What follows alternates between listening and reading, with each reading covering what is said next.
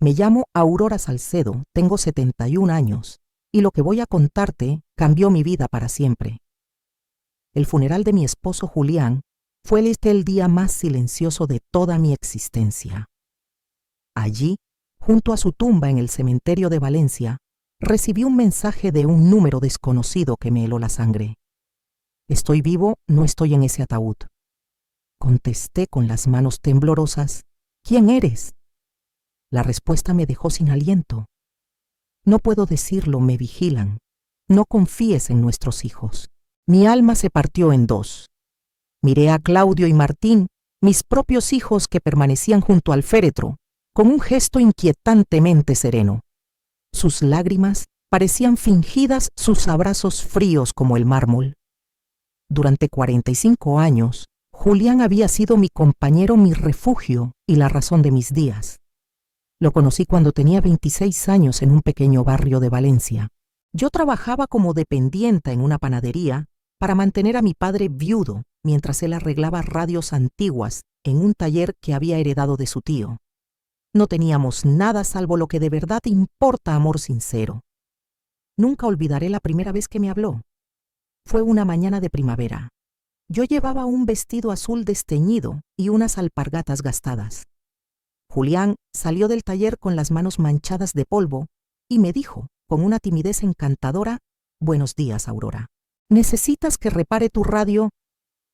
No tenía radio, pero inventé una excusa para seguir conversando. Aquella charla se convirtió en paseos por el río Turia, después en promesas de futuro y finalmente en una boda sencilla pero llena de esperanza. Los primeros años fueron duros. Vivíamos en un piso pequeño con goteras. Cuando llovía, colocábamos cubos por toda la casa para recoger el agua, pero éramos felices. Julián trabajaba de sol a sol en su taller y yo cosía ropa para las vecinas. Cuando nació Claudio sentí que mi corazón se desbordaba de alegría. Tenía los ojos grandes de su padre y mi sonrisa. 2 años después llegó Martín, igual de perfecto. Crié a mis hijos con todo el amor posible, renunciando a mí misma una y otra vez. Y ahora allí, en ese cementerio, mientras fingían llorar frente al féretro de su padre, me preguntaba con el alma desgarrada: ¿habían sido ellos capaces de traicionarnos hasta ese punto? Julián fue un padre de ejemplar. Llevaba a Claudio y a Martín a pescar a la albufera. Los domingos les enseñaba a reparar radios y bicicletas con sus propias manos. Les contaba historias antes de dormir. Yo los alimentaba, los vestía y los consolaba cuando lloraban. Éramos una familia unida, o al menos eso creía yo. Con los años las cosas empezaron a torcerse. Claudio el mayor siempre mostró una ambición desmedida. Desde pequeño preguntaba por qué vivíamos con tan poco, por qué no teníamos coche como otros vecinos. Martín lo seguía en todo como había hecho siempre. Cuando Claudio cumplió 18 años, Julián le ofreció trabajar con él en el taller, pero lo rechazó con desprecio. «No quiero mancharme las manos como tú, papá. Voy a ser alguien importante». Aquellas palabras hirieron a Julián, aunque nunca lo confesó. Yo lo veía por las noches sentado en el patio mirando las estrellas, con una tristeza que me partía el alma. No era solo su oficio lo que su hijo había despreciado, era todo su modo de vida. Los años pasaron y sorprendentemente Claudio logró hacerse un lugar en el mundo de los negocios en Madrid. Martín lo siguió poco después. Los dos comenzaron a ganar dinero mucho más del que Julián y yo habíamos visto jamás. Al principio me sentí orgullosa. Mis hijos habían conseguido lo que nosotros no pudimos: salir de la pobreza, tener una vida mejor. Pero poco a poco, aquella alegría se convirtió en tristeza. Las visitas se hicieron cada vez más escasas, las llamadas más cortas. Cuando venían, lo hacían en coches lujosos, vestidos con trajes caros, hablando de inversiones y propiedades. Nos miraban con una mezcla de lástima y vergüenza. «Mamá, deberíais mudaros a un sitio mejor». «Esta casa se cae a pedazos», me dijo Claudio una tarde durante una de sus visitas fugaces. Tenía razón, la casa estaba vieja, pero era nuestro hogar. Allí Habíamos criado a nuestros hijos, compartido miles de comidas, envejecido juntos. No era lujosa, pero era nuestra. Julián siempre sabio, me dijo entonces. Aurora, el dinero ha cambiado a nuestros hijos. Ya no les bastamos. Me negué a creerlo. Seguía justificando sus ausencias, sus llamadas breves, sus promesas incumplidas. Están ocupados construyendo su vida, me repetía.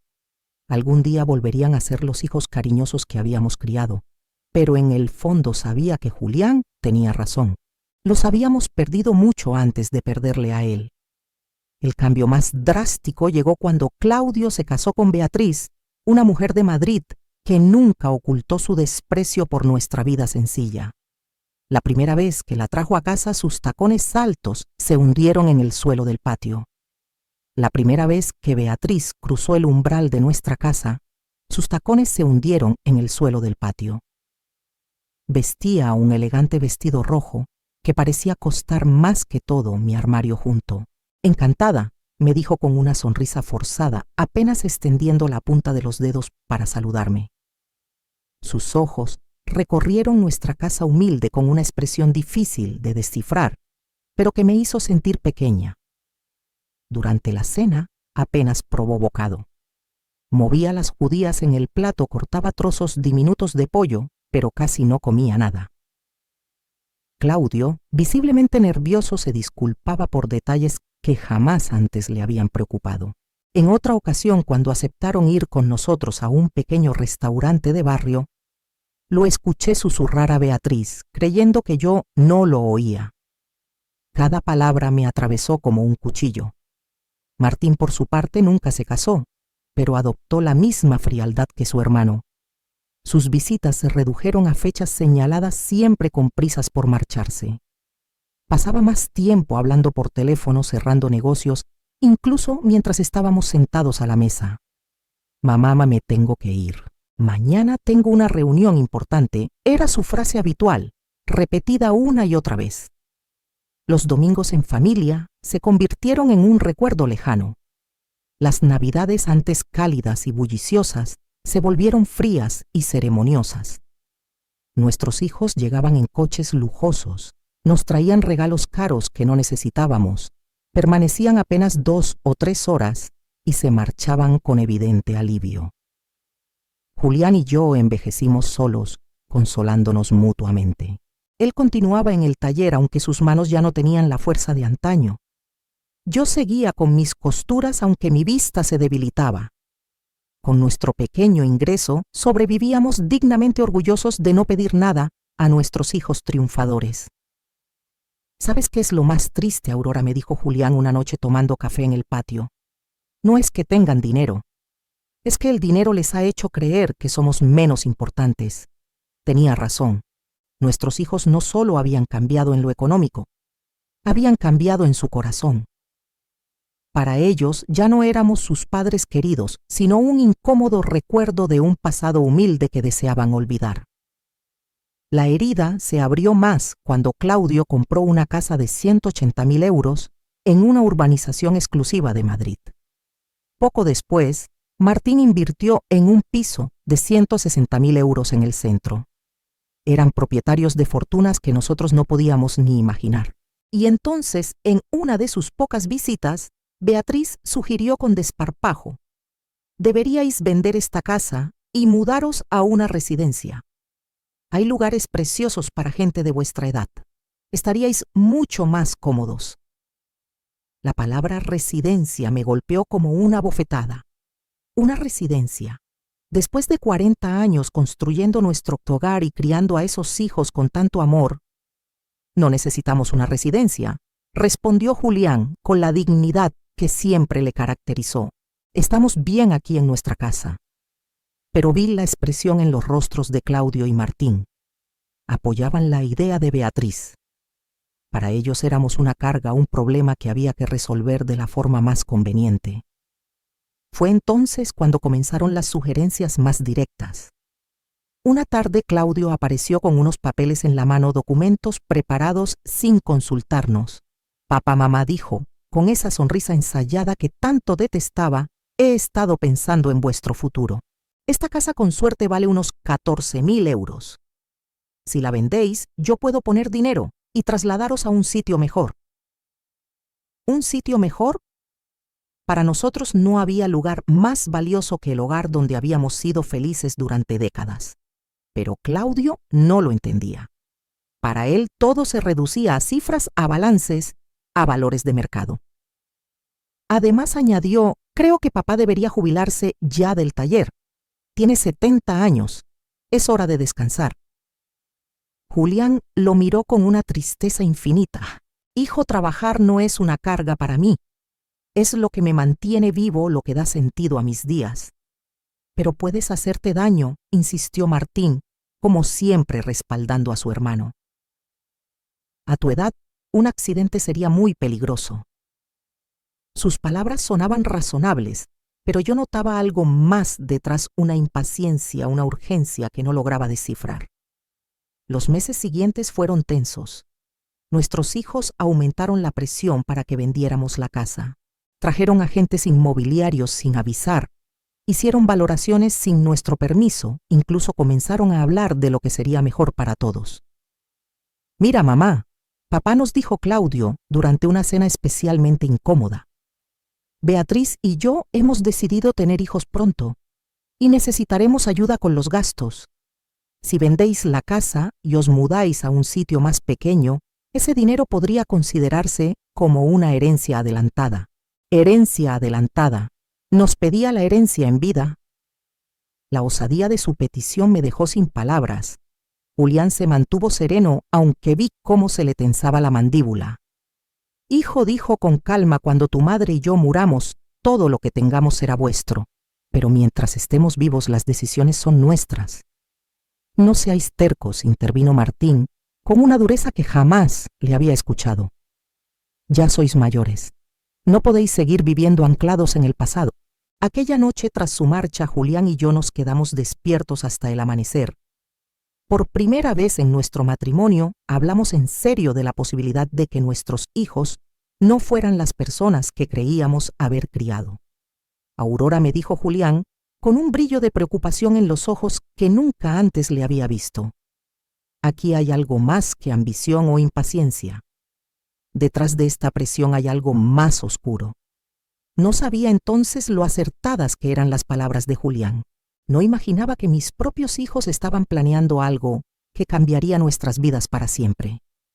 Nunca sospeché que la tragedia que se avecinaba no sería un accidente del destino, sino una conspiración cuidadosamente orquestada por las dos personas en las que más confiaba.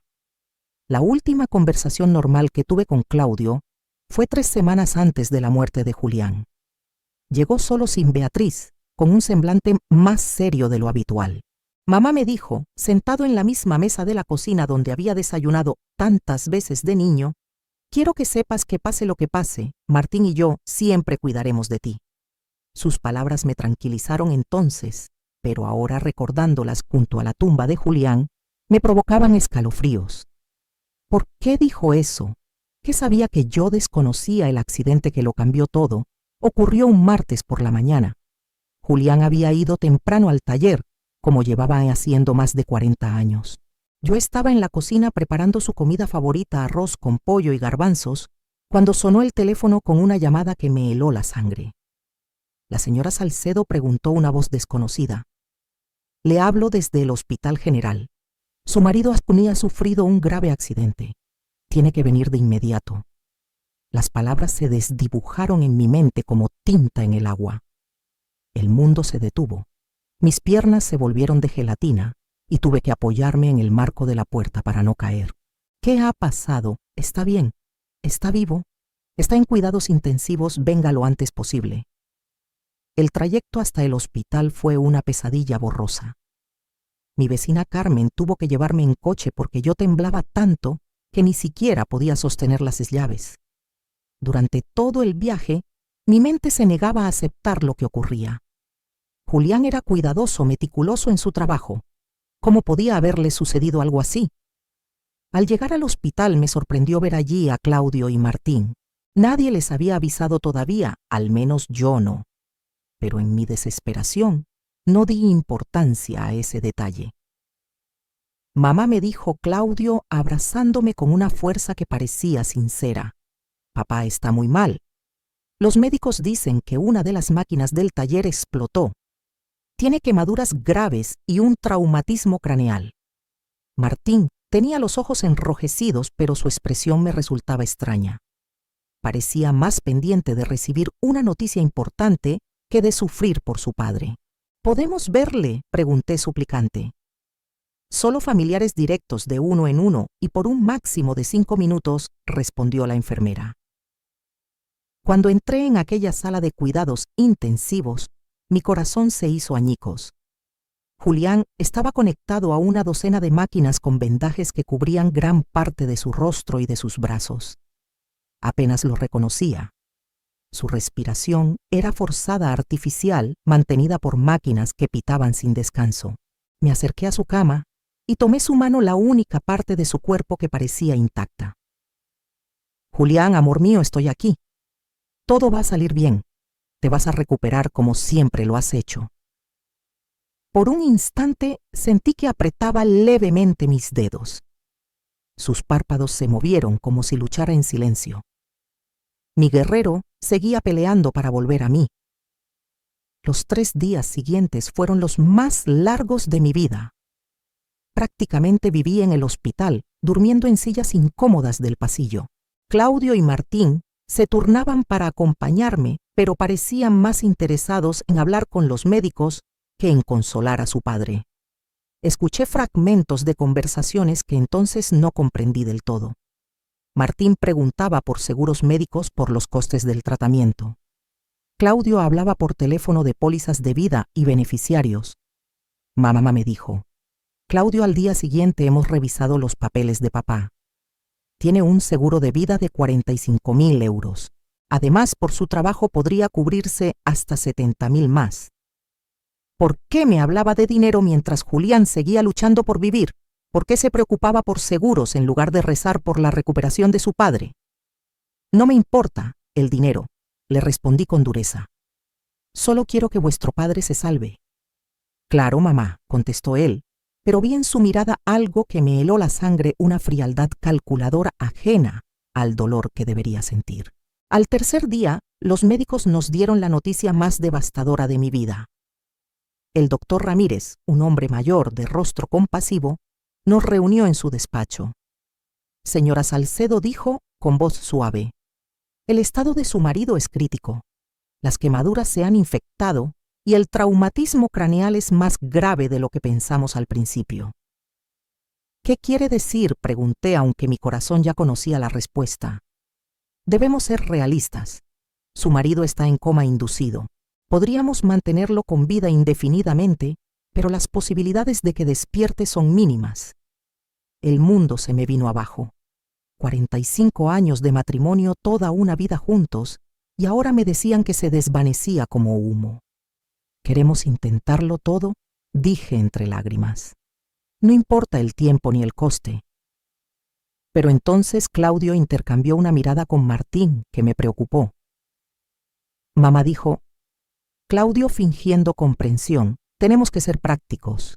Papá siempre decía que no quería ser una carga para nadie. Carga, estallé con una rabia que nunca antes había sentido. Es vuestro padre. No es una carga, grité con el alma rota. Es el hombre que os crió, que trabajó toda su vida para daros lo mejor. Lo sabemos, mamá, intervino Martín. Pero también tenemos que pensar en ti. Los gastos médicos serán enormes. Podrían acabar con todos tus ahorros. Otra vez el dinero, siempre el dinero. Mientras mi marido se debatía entre la vida y la muerte, ellos calculaban cifras. Aquella noche, sola en la habitación del hospital, tomé la mano de Julián y le hablé como si pudiera escucharme. Amor mío, no sé qué hacer. Los médicos dicen que no hay esperanza, pero yo no puedo dejarte ir. No imagino mi vida sin ti. Fue entonces cuando sucedió algo que aún me estremece. Sus dedos se movieron levemente, apretaron los míos con una fuerza casi imperceptible. Sus labios se agitaron como intentando pronunciar palabras, aunque no salió sonido alguno. Desesperada llamé a las enfermeras. Se está reaccionando, está intentando hablar. pero cuando llegaron Julián ya había vuelto a su estado anterior. La enfermera revisó los monitores y negó con la cabeza. A veces ocurren espasmos involuntarios, señora. No significa que esté consciente, pero yo sabía lo que había sentido. Julián había intentado comunicarse conmigo. Había luchado por decirme algo importante. 2 días después, en la madrugada del viernes, las alarmas de la máquina comenzaron a sonar. Las luces se encendieron. Las enfermeras corrieron hacia su habitación. Yo dormitaba en el pasillo y me desperté con aquel ruido que me heló el alma. No, no, no, grité al entrar en la sala. Los médicos trabajaron durante 40 minutos intentando reanimarlo, pero fue inútil. A las 4:37 de la mañana, Julián fue declarado oficialmente muerto. El dolor fue físico, como si arrancaran mi corazón de cuajo. Me derrumbé junto a su cama, abrazando su cuerpo aún tibio, negándome a aceptar que se había marchado para siempre. Claudio y Martín llegaron al hospital 1 hora después. Parecían preparados, como si hubieran estado esperando la llamada. Traían carpetas, papeles, números de funerarias. Ya hemos hablado con la funeraria del Carmen, me dijo Claudio, mientras yo aún lloraba inconsolable. Pueden recoger el cuerpo esta misma mañana. Y hemos contactado con el seguro, añadió Martín. El proceso de reclamación ya está en marcha. ¿Cómo podían ser tan rápidos, tan organizados, tan fríos, apenas 1 hora después de perder a su padre? Algo no encajaba, pero mi dolor era tan inmenso que no podía pensar con claridad. El funeral quedó fijado para el lunes siguiente. Claudio se encargó de todo sin realmente consultarme. Claudio eligió el ataúd más sencillo, la ceremonia más breve, como si quisiera acabar con todo lo antes posible. Es lo que papá habría querido, me dijo cuando le reproché no haberme consultado en las decisiones. Algo simple, sin ostentación. Pero Julián merecía algo mucho más digno que aquella indecente prisa por enterrarlo y olvidarlo. El día del funeral amaneció nublado y frío, como si el cielo mismo llorara por él. Me puse mi único vestido negro, el mismo que había usado en el entierro de mi madre muchos años atrás. Mis manos temblaban tanto que mi vecina Carmen tuvo que ayudarme a abotonar la espalda. Aguanta, Aurora, me susurró mi querida amiga, mientras me peinaba con delicadeza. Julián querría verte fuerte. Pero yo no me sentía fuerte. Me sentía vacía, como una cáscara sin alma. 45 años de matrimonio no pueden enterrarse así de un día para otro. Cada objeto en la casa me recordaba a él: su taza de café sobre la mesa, sus herramientas en el patio, su almohada con su aroma todavía impregnado. Al llegar al cementerio, me sorprendió la escasa asistencia. Esperaba ver más compañeros del taller, más vecinos, más conocidos. Pero allí solo estaban Claudio, Martín, Beatriz, Carmen, yo y el sacerdote. Para un hombre que había vivido en Valencia toda su vida y que había ayudado a tanta gente, aquel funeral parecía extrañamente vacío. ¿Dónde están los del taller?, pregunté a Claudio. No quisimos molestar a nadie, respondió con rapidez. Papá era reservado. Habría preferido algo íntimo. Sabía que no era cierto. Julián amaba a su comunidad, se preocupaba por los vecinos. Le habría gustado despedirse rodeado de ellos. ¿Por qué Claudio decidió hacerlo todo tan secreto, tan apresurado? Durante la ceremonia, observé a mis hijos con creciente desconcierto. Claudio mantenía un gesto solemne, pero no dejaba de mirar su reloj. Martín se veía inquieto, como si tuviera asuntos más importantes que atender. Y Beatriz, tras su velo negro, consultaba el móvil con disimulo. Así se despedían de su padre, con impaciencia y distracción. El sacerdote hablaba de vida eterna, de descanso, merecido, de reencuentro con Dios. Sus palabras resonaban huecas en mi corazón roto. Yo no quería que Julián descansara en paz. Quería que volviera a casa conmigo, seguir envejeciendo juntos, seguir tomando café en el patio cada atardecer. Cuando llegó el momento de arrojar tierra al ataúd, mis piernas se negaron a sostenerme. Carmen tuvo que sujetarme mientras sollozaba sin consuelo. El sonido de la tierra golpeando la madera fue definitivo final sin esperanza. Y fue en ese instante de pie, junto a la tumba de mi marido, cuando mi teléfono vibró. Un mensaje de un número desconocido. Estoy vivo. No soy yo el que está en el ataúd. Mi corazón se detuvo. Las letras bailaban ante mis ojos como si fueran una alucinación causada por el dolor. Me estaba volviendo loca. Con las manos temblorosas respondí, ¿quién eres? La contestación llegó al instante. No puedo decirlo, me vigilan. No confíes en nuestros hijos. El móvil se me cayó de las manos como si quemara. Carmen se inclinó para recogerlo, pero la detuve con brusquedad. No podía dejar que nadie más viera aquellos mensajes. No hasta que entendiera qué estaba ocurriendo. ¿Estás bien, mamá?, me preguntó Claudio, acercándose con un gesto preocupado. Lo observé con atención, buscando una pista en su rostro. Sus ojos parecían sinceros, pero ahora cada palabra, cada gesto, cada mirada, me resultaban sospechosos. Estoy bien, mentí, guardando el teléfono en mi bolso. Solo necesito ir a casa. De camino, los mensajes no dejaban de martillear mi mente. ¿Era posible que alguien jugara una broma cruel en el peor momento de mi vida? ¿O realmente existía la posibilidad de que Julián siguiera vivo si estaba vivo? ¿A quién habíamos enterrado? Y si no lo estaba, ¿quién conocía tantos detalles íntimos como para escribir algo tan específico sobre mis hijos? Esa noche sola en una casa que ya parecía un mausoleo, repasé cada detalle de los últimos días. El accidente de Julián había sido extraño desde el principio. Según Claudio, una máquina había explotado en el taller. Pero Julián conocía cada tornillo, cada cable, cada herramienta. Era meticuloso con el mantenimiento obsesivo, con la seguridad. Además, ¿cómo habían llegado Claudio y Martín tan rápido al hospital si nadie los había avisado? La llamada la recibí yo primero. Yo era el contacto de emergencia. ¿Cómo lo supieron ellos antes que yo? Y luego estaba el tema del dinero. Desde el primer día, Claudio y Martín habían hablado de seguros de pólizas de beneficiarios, como si hubieran estado esperando este momento. Decidí revisar los papeles de Julián. En su viejo escritorio de madera, guardaba todo en una caja metálica: pólizas de seguro, escrituras de la casa, documentos del taller. Allí encontré la póliza de vida que Claudio había mencionado, 45.000 euros. Pero algo me llamó la atención. La póliza había sido actualizada 6 meses antes, duplicando la cobertura. Julián nunca me había dicho nada de ese cambio. ¿Quién se lo había sugerido? Y entonces hallé algo aún más perturbador: un seguro por accidente laboral, contratado apenas 2 meses antes de su muerte. 70.000 euros en caso de fallecimiento en el trabajo.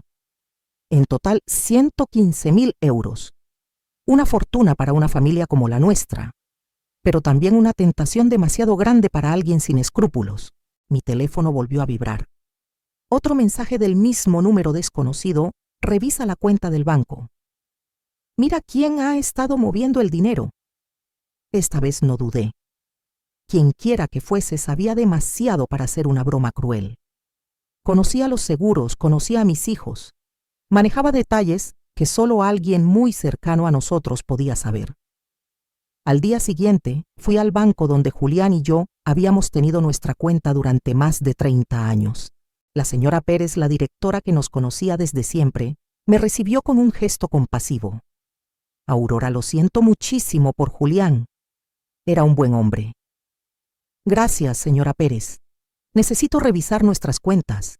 Quiero entender exactamente nuestra situación. Me mostró los movimientos de los últimos 6 meses. Lo que vi me dejó helada. Durante los últimos 3 meses se habían hecho retiradas importantes de nuestra cuenta de ahorros: 4.500 euros en enero, 3.200 en febrero, 3.800 en marzo. Dinero que yo jamás había autorizado ni sabía que había salido. ¿Quién firmó estas retiradas?, pregunté con la voz temblorosa. Su marido vino personalmente, explicó ella.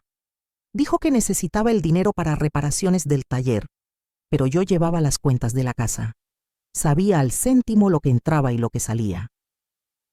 Julián nunca me habló de reparaciones costosas y mucho menos de vaciar más de 11.000 euros en 3 meses. ¿Puedo ver las firmas?, insistí. La señora Pérez me enseñó los comprobantes. Era la letra de Julián, sí, pero algo no encajaba.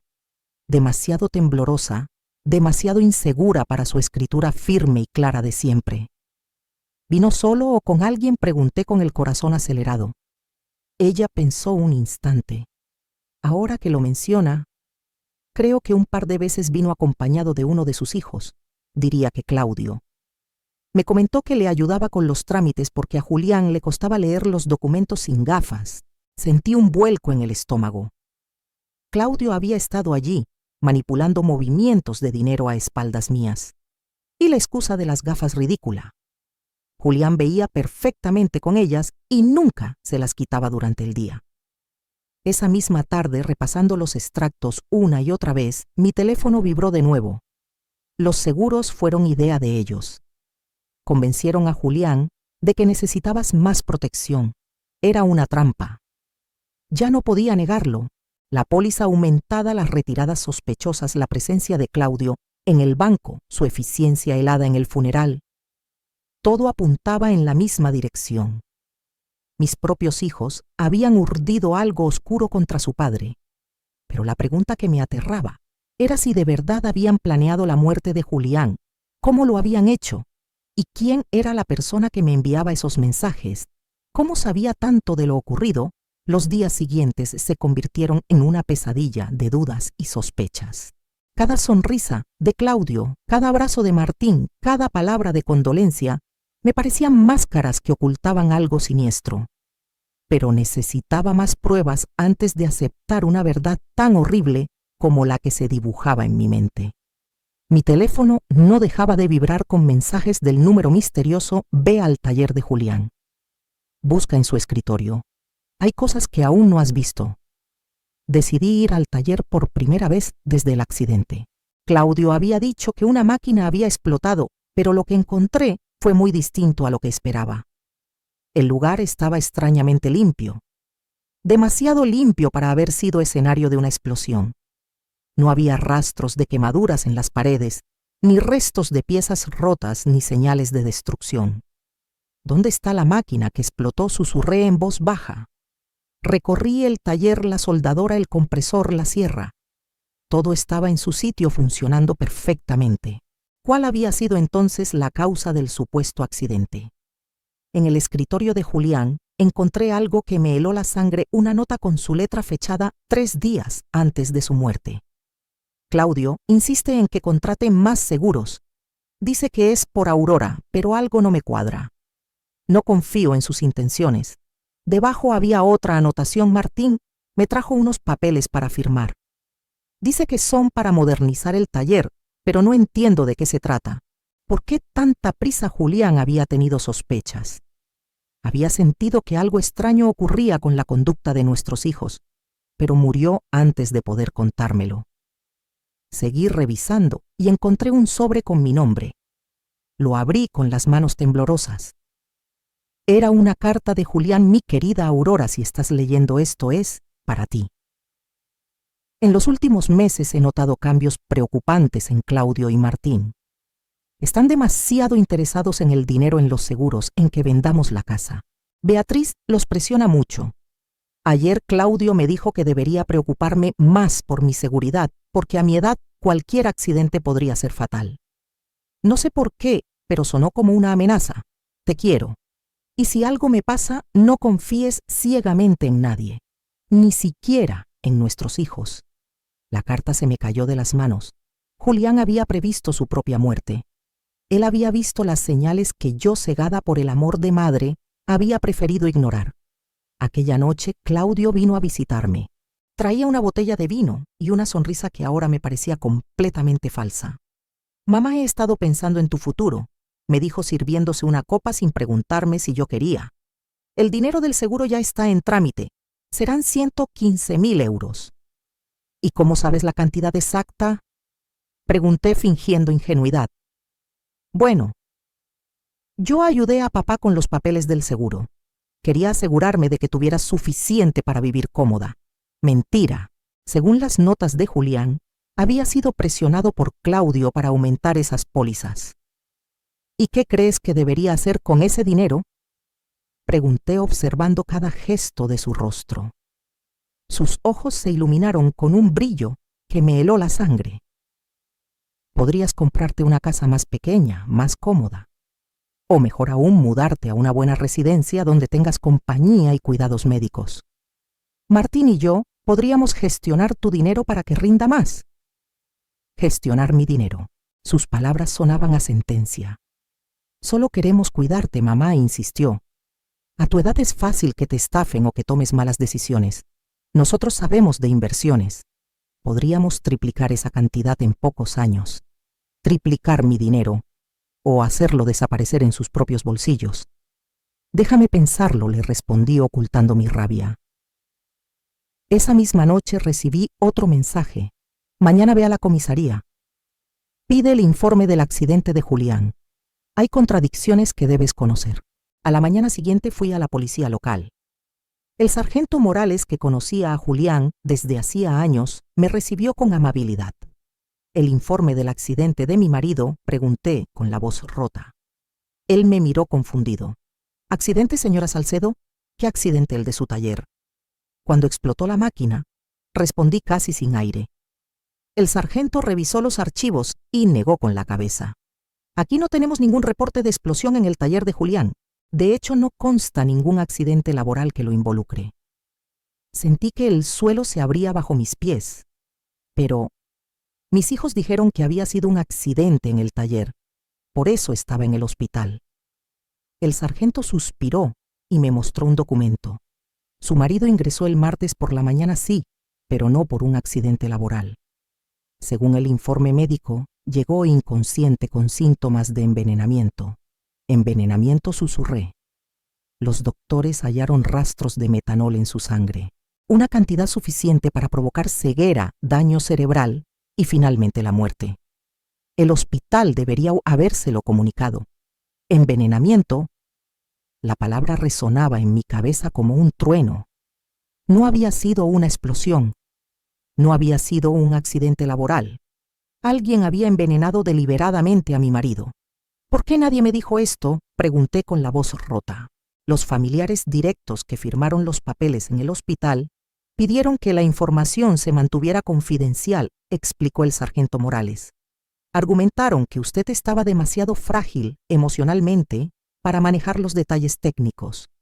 Los familiares directos, Claudio y Martín, habían ocultado la verdadera causa de la agonía de Julián, inventado la historia de la explosión y manipulado a todos, incluyéndome a mí, para encubrir un asesinato. Señora Salcedo, continuó Morales, si tiene sospechas sobre las circunstancias de la muerte de su esposo, podemos abrir una investigación formal. Más que sospechas, tenía la certeza. Estaba segura de que mis propios hijos habían asesinado a su padre por dinero. Aquella misma tarde, Martín apareció en casa con un ramo de flores y la misma sonrisa falsa de Claudio. ¿Cómo estás, mamá? Te veo cansada. Estoy bien, mentí observando cada uno de sus gestos con una nueva mirada. Solo pensaba en el futuro. Eso está muy bien, respondió enseguida. Claudio y yo hemos estado hablando. Creemos que deberías vender la casa pronto ahora que el mercado está en buen momento. ¿Por qué tanta prisa?, pregunté, mirándole fijamente. Bueno, las casas antiguas pierden valor rápido. ¿Y necesitas liquidez? Los gastos del funeral, los médicos? Más mentiras. El funeral había sido barato, casi insultante, y no había gastos médicos, porque el seguro del hospital los había cubierto todos. Martín, le dije clavándole los ojos, tú sabías que tu padre no murió en un accidente laboral. Durante una fracción de segundo, vi el pánico en su rostro. Luego se recompuso. ¿De qué hablas, mamá? He estado en la comisaría. No hay ningún informe de explosión en el taller de tu padre. Esta vez, su nerviosismo fue evidente. Mamá, no deberías hacer esas cosas. Te estás confundiendo.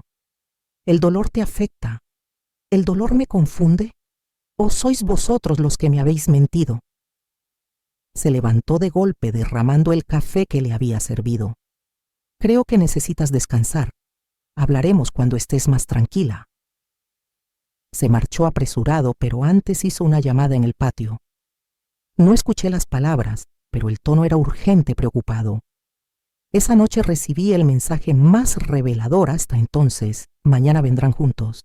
Intentarán convencerte de que estás loca, de que el dolor te hace imaginar cosas. No les creas. Y no aceptes nada de lo que te ofrezcan para beber o comer. La predicción del mensaje misterioso se cumplió al pie de la letra. Al día siguiente, Claudio y Martín llegaron a mi casa, acompañados de Beatriz. Traían en la cara una expresión de preocupación exagerada y en las manos una bolsa con dulces de una pastelería del centro. «Mamá, estamos muy preocupados por ti», empezó Claudio con una voz melosa. «Los vecinos nos han dicho que te comportas de forma extraña. Carmen dice que hablas sola, que apenas comes», añadió Martín. «Mentira.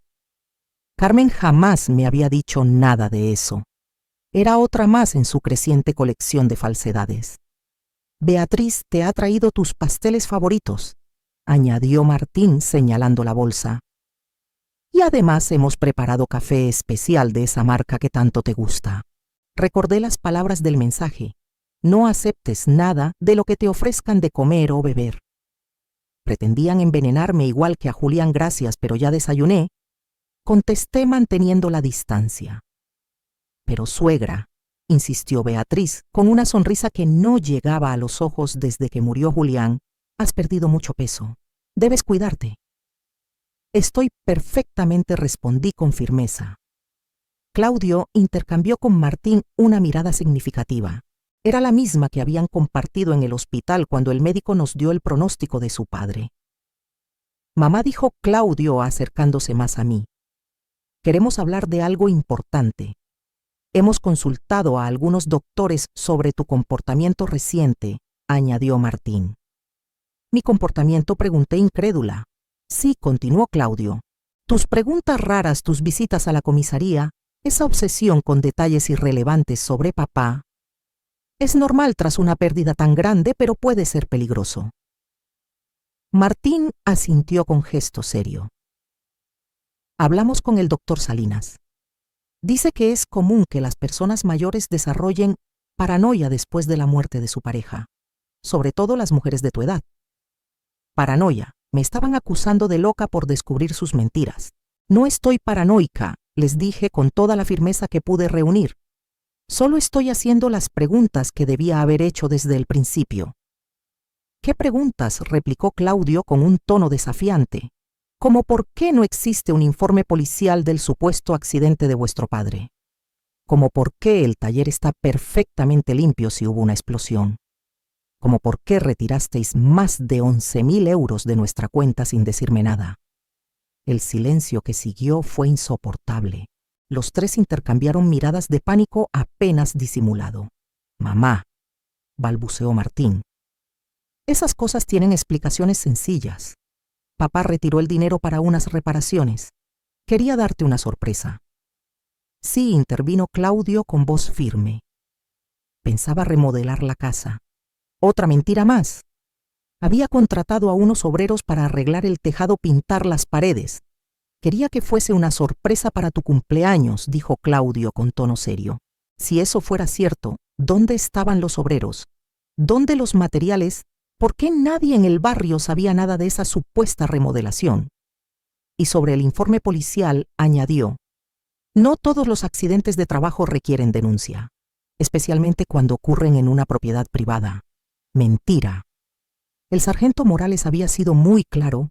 Cualquier accidente laboral con lesiones graves requiere un informe oficial. «Suegra», intervino Beatriz, con voz dulce pero condescendiente. «Solo queremos cuidarte. Por eso pensamos que lo mejor sería que te mudaras a un sitio donde tengas atención médica especializada». «¿Un asilo?», pregunté con rabia contenida. «Un centro de cuidados especiales», corrigió Claudio. «Para personas que atraviesan un duelo complicado. Allí hay psicólogos, enfermeras, actividades para mantenerte ocupada. Y mientras tanto», añadió Martín, «nosotros podemos ocuparnos de vender la casa, gestionar el dinero del seguro, todas esas cosas complicadas que no deberías manejar en tu estado actual. Allí estaba el plan completo: declararme mentalmente incapaz, encerrarme en en una residencia y quedarse con todo mi dinero. Primero habían envenenado a Julián por el seguro, y ahora pretendían despojarme también a mí. ¿Y si me niego?, pregunté, mirándolos fijamente. ¿Por qué te negarías?, respondió Claudio con una sonrisa que me heló la sangre. Solo queremos lo mejor para ti, porque esta es mi casa.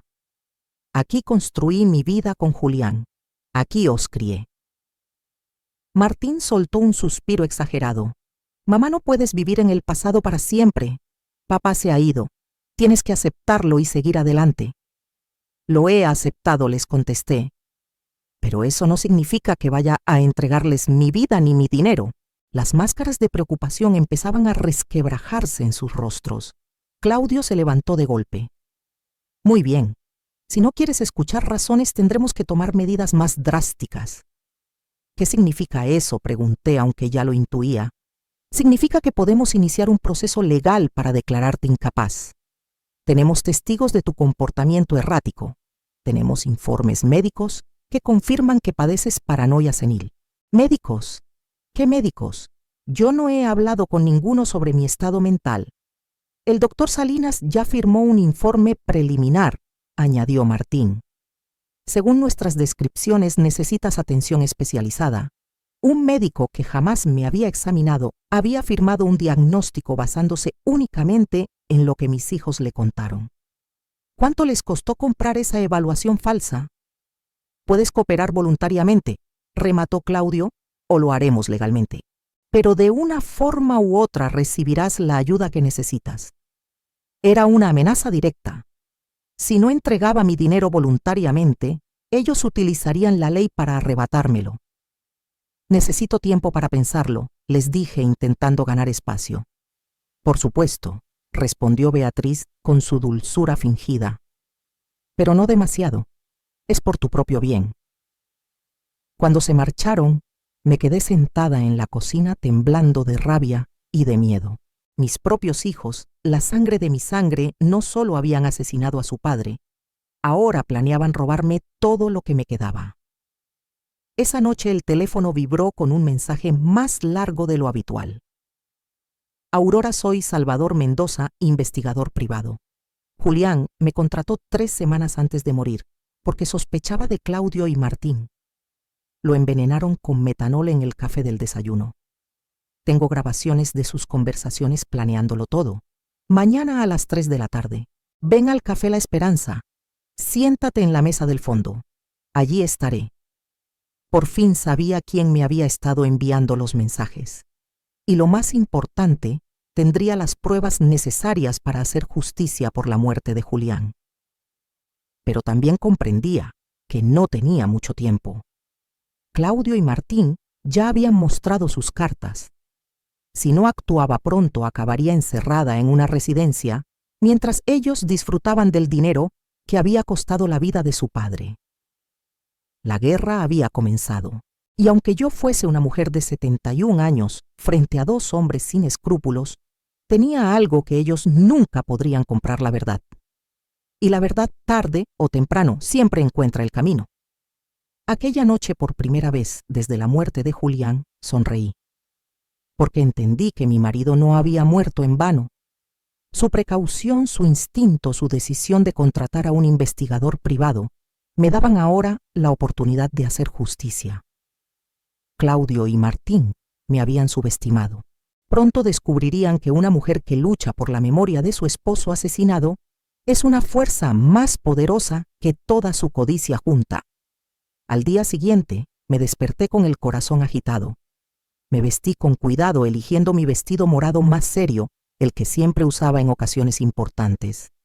Si iba a reunirme con el hombre que podía darme las respuestas que tanto necesitaba, debía estar preparada para cualquier revelación. A las 2:30 caminé hacia el Café La Esperanza, con pasos decididos pero cautelosos. Cada sombra me parecía sospechosa, cada rostro en la calle podía ser un espía enviado por mis hijos. La paranoia de la que ellos me acusaban empezaba a sentirse justificada. El café estaba medio lleno. Avancé directamente hasta la mesa del fondo tal y como me habían indicado. Pedí una taza de tila y esperé con las manos temblorosas sobre la mesa de madera gastada. Exactamente a las 3 en punto, un hombre de unos 50 años se acercó a mi mesa. Era alto, con ojos inteligentes y una expresión seria pero cordial. Llevaba una carpeta marrón bajo el brazo. «Señora Salcedo», preguntó en voz baja. Asentí, incapaz aún de confiar en mi voz. «Soy Salvador Mendoza. Lamento mucho su pérdida». Julián era un buen hombre. Se sentó frente a mí y colocó la carpeta sobre la mesa. «Antes de mostrarle lo que traigo, debo advertirle lo que va a escuchar, y ver será muy doloroso». «¿Está preparada?» «Me he estado preparando desde que recibí su primer mensaje», respondí con una firmeza que ni yo misma conocía. Salvador abrió la carpeta y sacó una pequeña grabadora. Su esposo vino a verme hace un mes. Estaba preocupado por el comportamiento de sus hijos y me contrató para investigarlos de manera discreta. Pulsó el botón de reproducción. La voz de Julián, tan familiar y querida, llenó el reducido espacio entre nosotros. «Salvador, necesito que sepas que si algo me pasa no será un accidente. Claudio y Martín me presionan para aumentar el seguro de vida.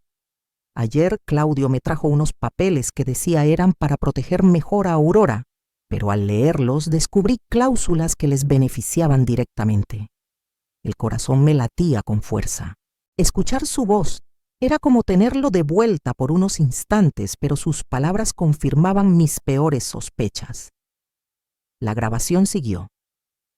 Martín me hace preguntas extrañas sobre mi rutina diaria. ¿A qué hora desayuno? ¿A qué hora salgo de casa si Aurora viene conmigo al taller? Dice que es por preocupación, pero su forma de preguntar me inquieta. Salvador detuvo el aparato. Esa conversación fue 3 semanas antes de su muerte. Pero tengo algo más reciente. Reprodujo otra grabación, esta vez con la voz de Claudio. Clara, inconfundible, hablando por teléfono. «No podemos esperar más». El viejo empieza a sospechar. Ayer me preguntó por qué estaba tan interesado en sus seguros. «Sí, ya tengo el metanol. Funciona perfecto porque los síntomas parecen de un infarto o un derrame». «No, mamá, no será un problema. Después de que muera, papá estará tan destrozada que haremos lo que queramos con ella». Las lágrimas rodaron por mis mejillas. Era la voz de mi propio hijo, fríamente planeando el asesinato de su padre. «Hay más», añadió Salvador en un susurro. «Esta grabación es del día antes de la muerte de Julián», dijo Salvador, encendiendo de nuevo la grabadora. Una nueva voz inundó mis oídos. Esta vez era Martín hablando con alguien. «Todo está listo. Mañana Claudio pondrá el metanol en el café de papá». Le dijimos que era un suplemento vitamínico recomendado por un médico. El viejo lo tomará sin sospechar nada. «¿Los síntomas?», preguntó la otra voz. «Mareos, confusión, después pérdida de visión, convulsiones, coma. Los médicos pensarán que es un derrame o un infarto. Cuando descubran que es veneno, ya será tarde». Mi mundo se vino abajo del todo. No solo habían planeado el asesinato de mi marido, lo habían ejecutado con una frialdad aterradora. ¿Cómo era posible que mis hijos, los niños a los que había amamantado y consolado en sus pesadillas, fueran capaces de algo tan monstruoso? ¿Cómo consiguió estas grabaciones?, susurré. «Fue idea de Julián», explicó Salvador. «Me pidió instalar micrófonos en la casa. Tenía miedo, aunque no sabía exactamente de qué. También colocamos dispositivos en el teléfono fijo y en algunos puntos estratégicos. Sacó varias fotografías de la carpeta. Y tengo esto: Claudio comprando metanol en una ferretería a 50 kilómetros de Valencia. Pagó en efectivo y usó un nombre falso. Pero lo tengo en vídeo». Las imágenes eran claras, mi hijo saliendo de la tienda con un frasco pequeño en la mano. La fecha era 5 días antes de la muerte de Julián. «Y aquí», añadió Salvador, mostrando más documentos, «están los movimientos financieros de Claudio y Martín en los últimos 6 meses. Han gastado mucho más de lo que ganan. Claudio debe 65.000 euros a un prestamista de la capital. Martín tiene deudas de juego por 35.000 euros. Todo empezaba a encajar. No era solo avaricia, era desesperación financiera. Mis hijos estaban arruinados y vieron en su padre una fuente rápida de dinero. ¿Por qué no acudió a la policía inmediatamente después de su muerte?, le pregunté. Porque Claudio y Martín son muy astutos. Sobornaron al médico que atendió a Julián para alterar el diagnóstico. En lugar de envenenamiento, el certificado de defunción dice: fallo cardíaco por complicaciones de un accidente laboral. Sin ese documento médico, mis grabaciones no bastaban para una condena. Pero ahora lo tenemos todo junto. Dije, sintiendo una mezcla de dolor y determinación. Exacto, respondió Salvador con seriedad. Y hay algo más que debe saber: sus hijos también estaban planeando matarla a usted. Sentí que la sangre se me helaba. ¿Qué susurré? Salvador puso la última grabación, esta vez con las voces de Claudio y Martín juntos. En cuanto tengamos el dinero del seguro de papá, también hay que deshacernos de mamá, decía Claudio. No podemos arriesgarnos a que sospeche o a que alguien le meta ideas en la cabeza. ¿Cómo?, preguntó Martín. Igual que con papá. Pero esta vez lo haremos pasar por un suicidio por depresión. Una viuda que no soporta vivir sin su marido, nadie lo cuestionará. Y el dinero, añadió Martín, somos sus únicos herederos. Todo será nuestro. La casa, los ahorros, el seguro. Casi 180.000 euros en total. La grabación terminó. Mis manos temblaban sin control. No solo habían asesinado a su padre, también planeaban asesinarme a mí. Todo por dinero. Señora Salcedo, dijo Salvador con tono compasivo, sé que esto es devastador, pero ya tenemos pruebas suficientes para que paguen por lo que hicieron. ¿Qué hacemos ahora?, pregunté secándome las lágrimas. Primero debemos ir a la policía con todo este material. El sargento Morales es un hombre honesto, no está involucrado en la corrupción. Segundo, debemos actuar rápido. Sus hijos planean declararla mentalmente incapaz mañana mismo. Mañana, dije con espanto. Sí. Esta mañana intercepté una llamada. Se reunirán con el juez Hernández a las 10 para iniciar el proceso. Me levanté de la mesa con una determinación que no sentía desde hacía semanas. Entonces, debemos actuar esta misma noche. Exacto, confirmó Salvador. Pero antes hay algo más que quiero enseñarle. Sacó una última fotografía de la carpeta. En ella se veía a Julián saliendo de una clínica médica que no reconocí. 3 días antes de morir, su esposo se hizo un chequeo completo en esta clínica de la capital. Me mostró los resultados: presión arterial normal, sin signos de cardiopatía, análisis perfectos. Esto demuestra definitivamente que su muerte no fue natural. Era un hombre sano. Lo mataron. La última pieza del rompecabezas estaba frente a mí. Mi marido había sido asesinado por nuestros propios hijos y teníamos pruebas irrefutables. Le tomé la mano a Salvador. Gracias por cumplir la promesa que le hiciste a Julián. Ahora hagamos justicia. Esa misma noche Salvador y yo fuimos directamente a la comisaría. El sargento Morales estaba de turno nocturno, lo que era perfecto para nuestros propósitos. Cuando llegamos a la comisaría eran las 8 de la noche. Sargento Morales, dije con firmeza, necesito denunciar el asesinato de mi esposo Julián. El sargento me miró sorprendido. Asesinato, señora Salcedo, el certificado dice que murió por un accidente laboral. Ese certificado es falso, repliqué, colocando la carpeta de Salvador sobre la mesa. Mi marido fue envenenado con metanol por nuestros propios hijos. Durante 2 horas presentamos todas las pruebas, grabaciones, fotografías de Claudio, comprando el veneno, movimientos bancarios, análisis médicos y las confesiones donde mis hijos planeaban matar a su padre y también a mí. Morales escuchó con el rostro cada vez más grave. Esto es monstruoso, murmuró. ¿Estás segura de querer seguir adelante? Sí. Esos hombres ya no son mis hijos, son criminales. El sargento llamó al fiscal, quien, tras revisar todo, autorizó órdenes de arresto para Claudio y Martín. La redada se haría al amanecer. Esa noche no dormí, pero por primera vez sentí que la justicia estaba de mi lado. A la mañana siguiente fingí atender la llamada de Claudio, que intentaba tenderme una trampa para ir a casa de Martín. En lugar de ir, observé desde mi ventana cómo varias patrullas se dirigían a detenerlos. 2 horas más tarde, Morales llegó a mi puerta. «Señora Salcedo, hemos arrestado a sus hijos».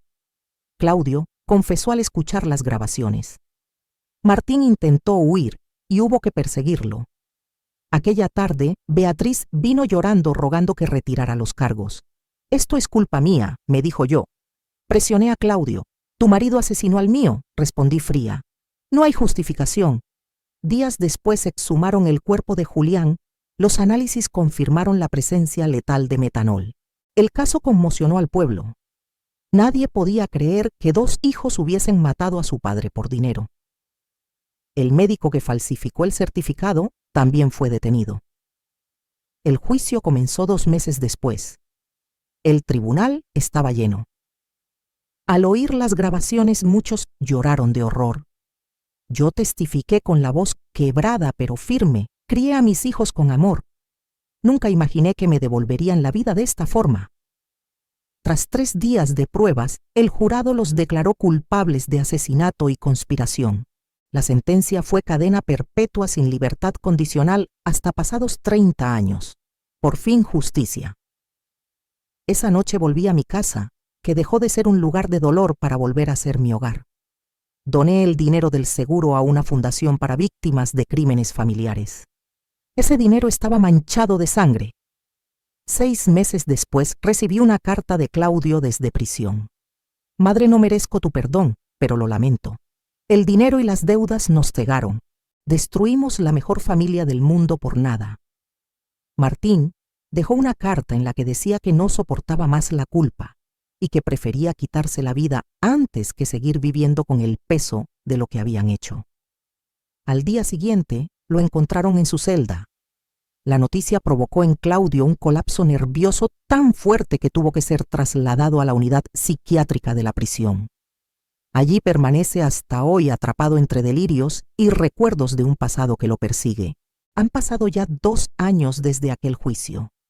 Vivo tranquila en mi casa, donde convertí el viejo taller de Julián en un jardín lleno de flores.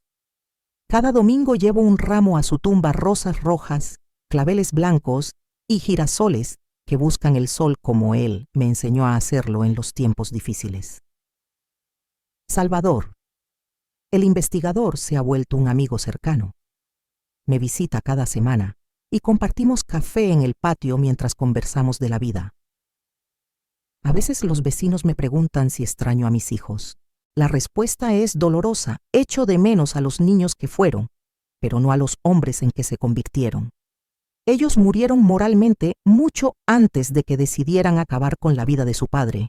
Aprendí que la verdadera familia no se mide por la sangre, sino por el respeto y el amor sincero. Con el dinero del seguro fundé la Fundación Julián Ramírez para víctimas de crímenes familiares. Nunca imaginé que crecería tanto. Hoy ofrece ayuda psicológica, asesoría legal e investigadores a quienes sospechan que un ser querido ha sido víctima de traiciones similares. Hace unos meses, una mujer llamada Elena llegó desesperada, temía que su hermano hubiera causado la muerte de su madre por herencia. La apoyamos y gracias a las pruebas reunidas consiguió justicia. Me abrazó entre lágrimas y me dijo que mi valentía le había dado fuerza para actuar. Claudio sigue con vida aunque su mente está quebrada. De vez en cuando me llegan cartas suyas confusas, llenas de disculpas. Al principio las leía buscando en ellas un destello del hijo que crié, pero comprendí que abrir esas heridas no me permitiría avanzar. Ahora las guardo en silencio en una caja que tal vez nunca vuelva a abrir. 5 años después de aquella primera sospecha en el cementerio, mi vida es más serena. He pintado la casa de amarillo, el color favorito de Julián, y cada rincón guarda la memoria de nuestra historia. Cuando camino por el jardín siento que él sigue aquí, orgulloso de que su muerte no haya sido en vano, sino transformada en esperanza para otros. Queridos amigos que me escucháis, os hablo desde la voz de una mujer que lo perdió todo y sin embargo encontró la fuerza para levantarse. He sido traicionada por la sangre de mis hijos, pero también he descubierto que el verdadero valor está en no rendirse nunca, en no permitir que el miedo ni la mentira se conviertan en dueños de nuestra vida. Por eso hoy quiero invitaros a apoyarme no solo a mí como persona, sino a todas las historias como la mía. Cada vez que compartís este video, cada vez que dejáis un comentario o dais vuestro me gusta, estáis ayudando a que más gente escuche un mensaje esencial. La justicia existe y la verdad siempre acaba por abrirse paso, aunque el camino sea doloroso. He aprendido que la familia no siempre es la que comparte tu sangre, sino la que te respeta, te cuida y camina contigo sin intereses ocultos. A veces el amor se disfraza de manipulación y cuesta abrir los ojos. Mi consejo es que nunca ignoréis las señales cuando alguien os trata como una carga o pretende controlar vuestra vida. No es amor, es abuso. Y frente al abuso, el silencio es el peor enemigo. Os invito a reflexionar conmigo. ¿Qué haríais si estuvierais en mi lugar? ¿Seríais capaces de denunciar aunque fueran vuestros propios hijos, hermanos o padres? Son preguntas duras pero necesarias, porque la dignidad vale más que cualquier herencia, cualquier seguro o cualquier vínculo de sangre. Apoyad este canal, suscribíos, dejad vuestros pensamientos en los comentarios y contadnos desde qué ciudad de España nos escucháis. Vuestra voz también forma parte de esta lucha contra el silencio. Yo he transformado mi dolor en esperanza. Vosotros podéis hacer lo mismo en vuestras vidas, defender la verdad, aunque cueste.